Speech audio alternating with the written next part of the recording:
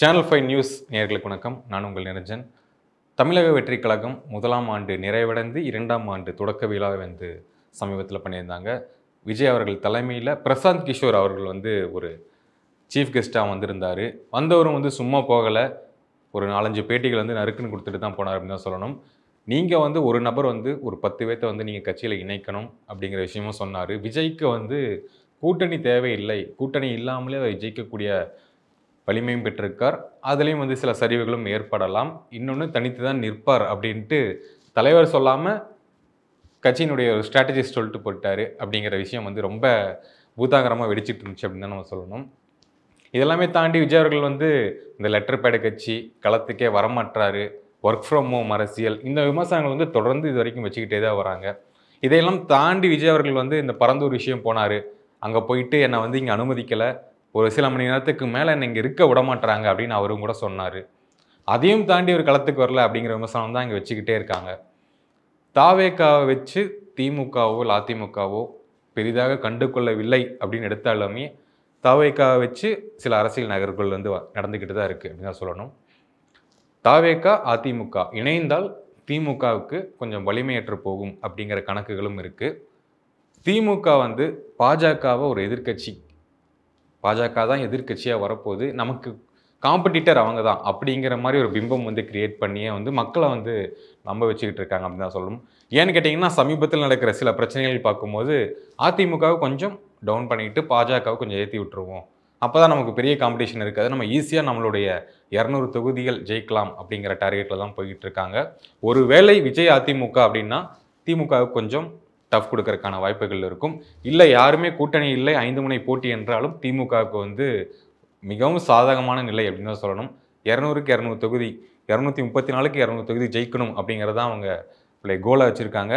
கிட்டத்தட்ட நெருங்கிடுவாங்க அப்படின்னு தான் நம்ம எடுத்துக்கணும். ஒரு 180 to 190க்குள்ளே வரக்கான வாய்ப்புகளும் இருக்கும்.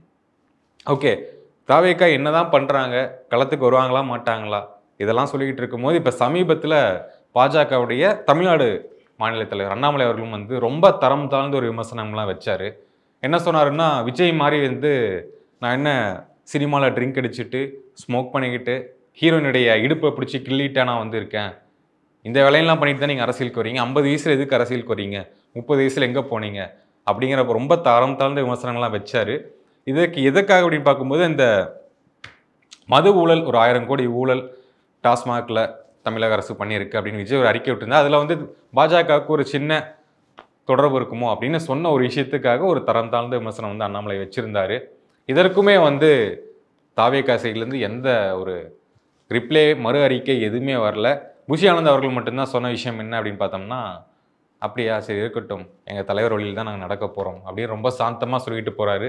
இதையும் வந்து தாவேக்கான 2 எடுத்து போட்டு அண்ணாமலை அவர்களை வந்து எங்கள் தலைவர் மதிக்கவே இல்லை அப்படின்னு அவங்க ஒரு பக்கம் ஃபயர் விட்டுக்கிட்டு தான் இருக்காங்க அப்படின்னு சொல்லணும்.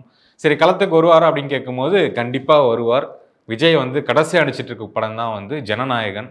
இந்த படத்துக்கு வந்து வினோத் அவர்கள் வந்து இயக்குறாரு. அனிருத் இசையில் பூஜா ஹெக்டே, பாபி தியோல் இவங்களுடைய நடிப்பில் வந்து உருவாகிட்டு இருக்கு. இதனுடைய கடைசி படம்னு விஜய் அனௌன்ஸ் பண்ணியிருந்தார். இந்த படத்தினுடைய ஷூட்டிங் எப்போ முடியும், எப்போ இவர் களத்துக்கு வருவார் அப்படிங்கிற ஃபோக்கஸாக இருந்த நிலையில் ஷூட்டிங் வந்து இன்னும் 25 நாட்களில் வந்து முடிய போகுது. அதாவது ஒரு மார்ச் மிட்ல இல்லை எண்டில் வந்து அந்த ஷூட்டிங் முழுமையாக முடிவடைந்துடும். அதுக்கப்புறம் வந்து விஜய் வந்து முழு நேர அரசியலுக்கு வரப்போகிறார் அப்படிங்கிற தகவல் வந்து சமீபத்தில் நம்ம கிடச்சிருக்கு.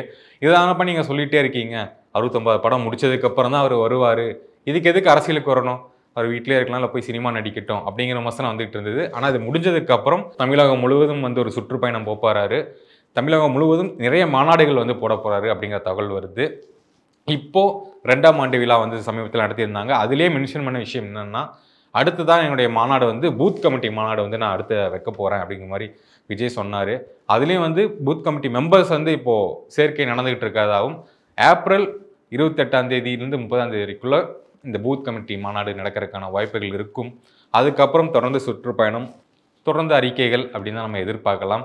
விஜய் அவர்களை வச்சு அரசியல் எங்கே நடந்துகிட்டு இருக்கா அப்படின்னு கேட்டிங்கன்னா கண்டிப்பாக நடக்குது. இப்போ ஒரு லேட்டஸ்ட் அப்டேட் என்னென்னா, சீமான் அவர்கள் வந்து விஜயை ஒரு விருந்துக்கு அழைத்திருக்கிறதாகவும், விஜய் வந்து அதுக்கு என்ன ரிப்ளை பண்ண போகிறாரு அப்படிங்கிற விஷயம் வந்து இப்போது ட்ரெண்டிங்காக போயிட்டுருக்கு. இது ஒரு முக்கியமான நாளிதழில் வந்து இந்த நியூஸ் வந்து வெளியிட்டிருக்காங்க.